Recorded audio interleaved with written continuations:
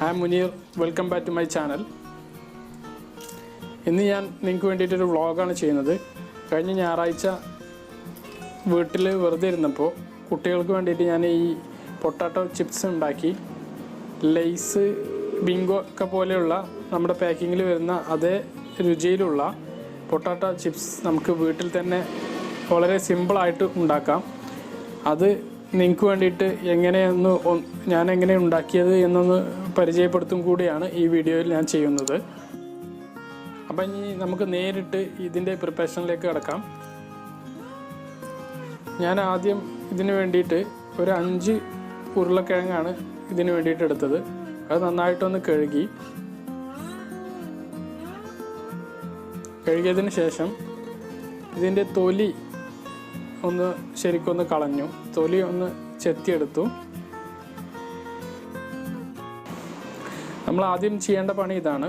പിന്നെ നന്നായിട്ട് കഴുകുക, എന്നിട്ട് ഈ തൊലി കളയുക എന്നുള്ളതാണ് ആദ്യം നമ്മൾ ചെയ്യേണ്ടത്. അങ്ങനെ 5 എണ്ണവും തൊലി ചെത്തിയെടുത്ത് ഒരു പാത്രത്തിലേക്ക് മാറ്റി. അതിലേക്ക് ഞാൻ കുറച്ച് വെള്ളം, ഇത് മുങ്ങിക്കിടക്കാൻ പാകത്തിനുള്ള വെള്ളം ഒഴിച്ചു കൊടുത്തു. ഇത് എന്താ വെച്ചാൽ ഒന്ന് തണുപ്പിക്കണം. വേണമെങ്കിൽ തണുത്ത വെള്ളം ഒഴിച്ചിട്ട് ഒരു അരമണിക്കൂർ വെച്ചാലും മതി. ഇല്ലെങ്കിൽ നമുക്കത് ഫ്രിഡ്ജിൽ വെക്കാം. ഒരു 20 മിനിറ്റ്, ഒരു അരമണിക്കൂറൊക്കെ ഫ്രിഡ്ജിൽ വെക്കാം. അതിനുശേഷം ഞാൻ നൈസായിട്ട് ഇതിങ്ങനെ ചെത്തിയെടുത്തു. ഇങ്ങനെ സ്ലൈസായിട്ട് എടുത്തു.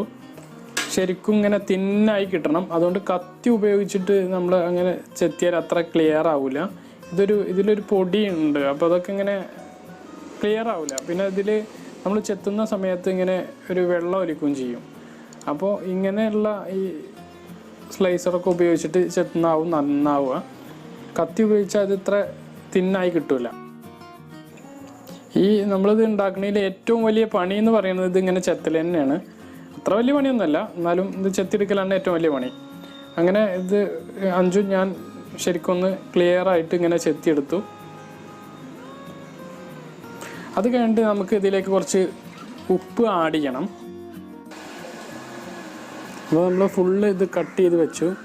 ഇത് കട്ട് ചെയ്തൊക്കെ ഒന്ന് വേർതിരിച്ചെടുക്കുക. ഒട്ടിയിരിക്കുകയായിരിക്കും, ഒന്ന് വേർതിരിച്ചെടുക്കുക. അപ്പോഴേക്കും ഒരു ചട്ടി വെച്ച് ചൂടാക്കുക.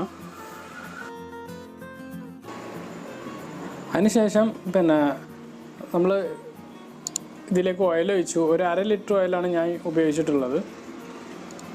ഓയിൽ നന്നായിട്ടൊന്ന് തിളച്ച് വരാൻ വേണ്ടി നമ്മൾ വെയിറ്റ് ചെയ്യണം. അപ്പോൾ നേരത്തെ പറഞ്ഞ പോലെ ഉപ്പ് ശരിക്കൊന്ന് ആക്കി, എല്ലാത്തിലും ഉപ്പൊന്ന് പിടിക്കുന്ന രൂപത്തിൽ ഉപ്പ് ആക്കിയിട്ട് നമ്മൾ കൈ കൊണ്ട് അങ്ങോട്ടും ഇങ്ങോട്ടും ഒന്ന് ഇളക്കി കൊടുക്കുക.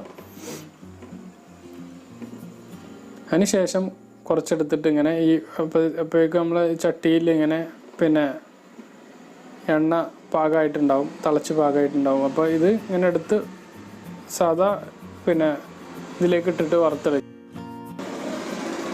അത് നമ്മുടെ ചട്ടിയുടെ വലിപ്പത്തിനനുസരിച്ച് നമുക്ക് ഇതിലേക്ക് പിന്നെ ഈ സ്ലൈസുകൾ ഇങ്ങനെ ആഡ് ചെയ്ത് വറുത്തെടുക്കാം. അങ്ങനെ പെട്ടെന്ന് തന്നെ നമുക്കിത് ഉണ്ടാക്കിയെടുക്കാം. വളരെ സിമ്പിളാണ്, ഒന്നും ചെയ്യാനില്ല. നമുക്ക് വേറെ കെമിക്കലുകളൊന്നുമില്ല. ഈ ഓയിലുണ്ട് എന്ന് മാത്രമേ ഉള്ളൂ. എന്നാലും നമുക്ക് കടയിൽ നിന്ന് വാങ്ങുന്നതിനേക്കാളും നമുക്ക് വിശ്വസിച്ച് നമുക്ക് കുട്ടികൾക്ക് കൊടുക്കാൻ പറ്റിയ ഒരു സാധനമാണ്. എല്ലാവരും ഒന്ന് ട്രൈ ചെയ്ത് നോക്കിയിട്ട് ഒന്ന് അഭിപ്രായം പറയണം. ഇത് കഴിഞ്ഞിട്ട് നമുക്ക് വേറെ ഇതിലേക്ക് എന്തെങ്കിലും ആഡ് ചെയ്യണമെങ്കിൽ പിന്നെ ചില്ലി പൗഡറോ മറ്റുള്ള വേറെ എന്തെങ്കിലും ടേസ്റ്റ് വേണമെങ്കിൽ അതൊക്കെ നമുക്ക് ആഡ് ചെയ്യാം. അതൊക്കെ നിങ്ങളുടെ ഇഷ്ടമാണ്. ഞാനിപ്പോൾ ഇതിലൊക്കെ ഈ കുട്ടികളാണ് ഇത് കൈക്കൊണ്ടുകൊണ്ട് ഒന്നും ആഡ് ചെയ്തിട്ടില്ല.